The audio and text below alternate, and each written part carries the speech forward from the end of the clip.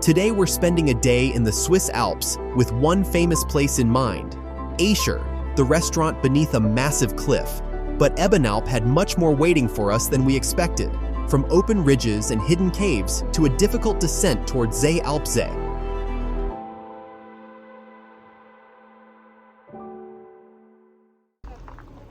We arrived in Wasserauen expecting a simple cable car start. The train and main car park were already full, and cars were spilling into temporary spaces in the fields. Apparently, we weren't the only ones with this idea. The queue looked intimidating, but it moved faster than expected. After about 30 minutes, we were almost at the front.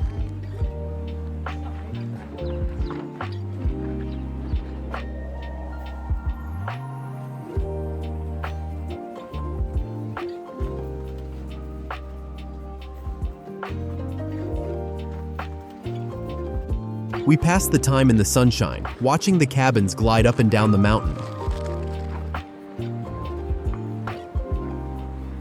That cable looks surprisingly thin, doesn't it?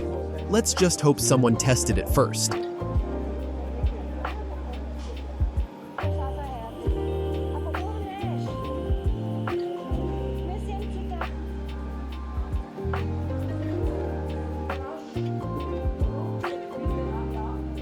The cabin was packed, but the ride was quick. As Wasserauen disappeared below us, the scale of the day finally started to make sense.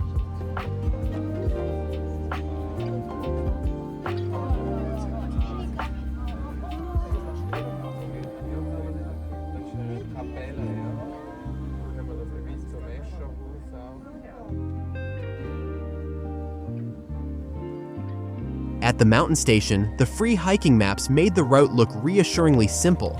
From up here, it really wasn't.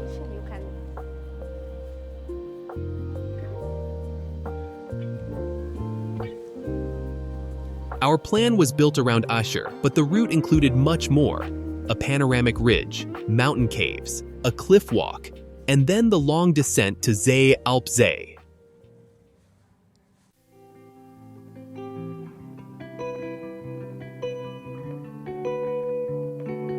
We began with the summit viewpoint. After the crowded start in Wasserauen, the ridge felt remarkably open and expansive.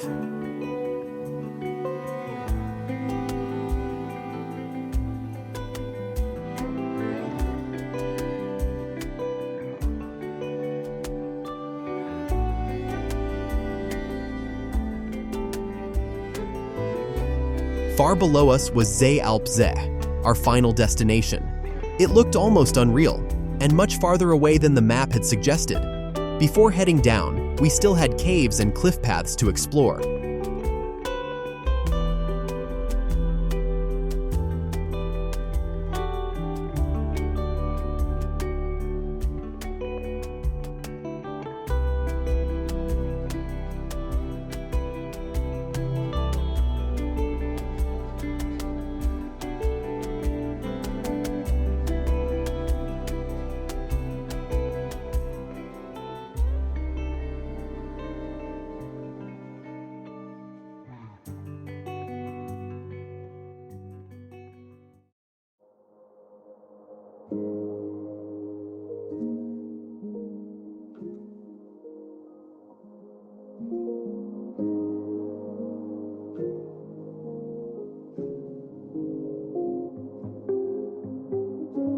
The path to Wildkirchli took us straight through the mountain. Just a few steps from the open ridge, we found ourselves surrounded by cool rock and darkness. This was the first moment when our schedule stopped mattering. The hillside was quiet, the view seemed endless, and neither of us felt any need to hurry.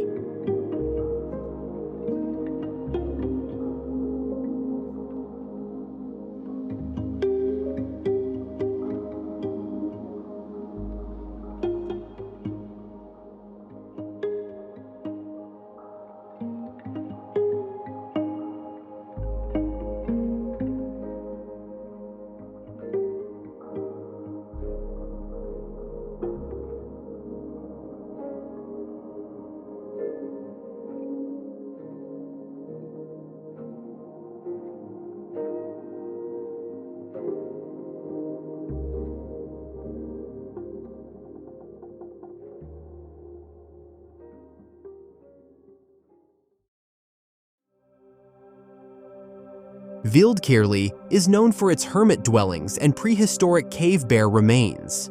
Walking through it feels less like visiting an attraction and more like finding a passage hidden inside the mountain.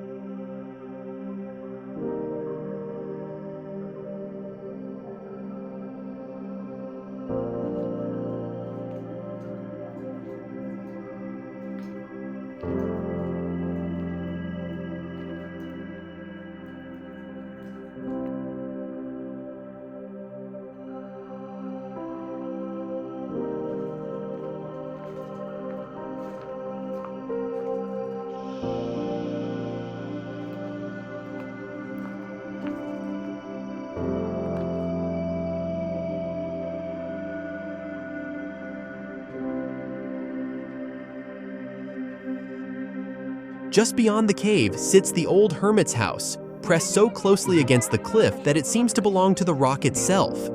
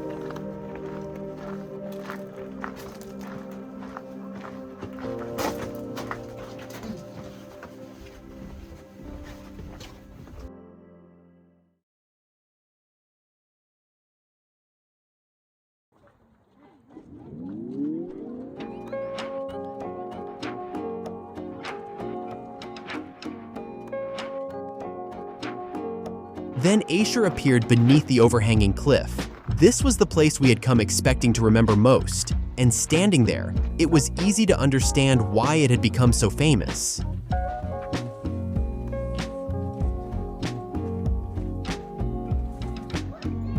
The restaurant was fully booked, so we changed plans.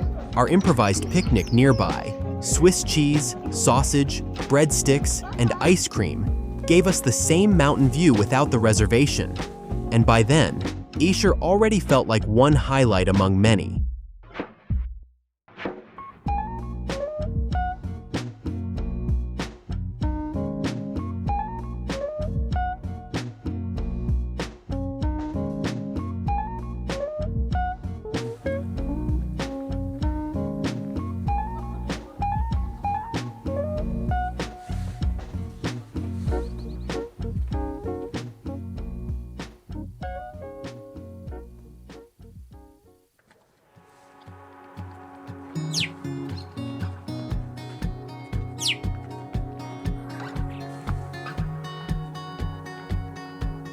Until this point, the day had felt surprisingly easy.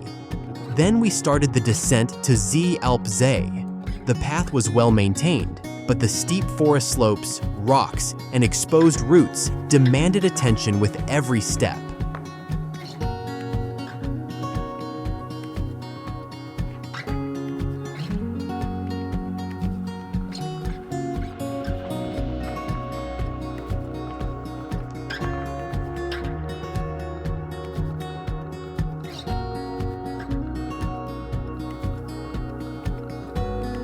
Going downhill might sound like the easy part. On this trail, it wasn't. The route demanded patience, while the forest kept giving us reasons to stop and look around.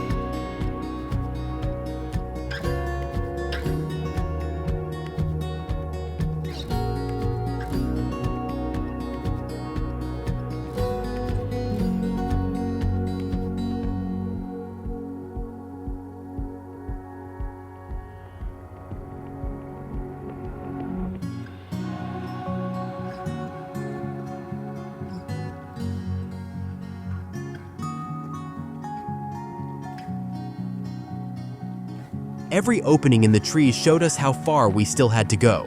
The lake was closer now, but the trail continued a long way below.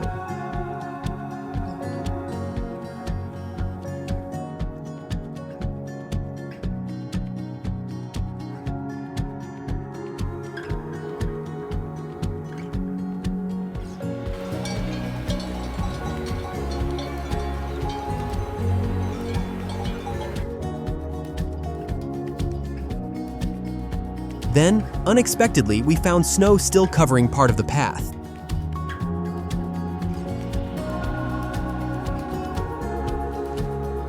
There wasn't much of it, but it was enough to slow us down again. By now, Seealpsee was just beyond the forest.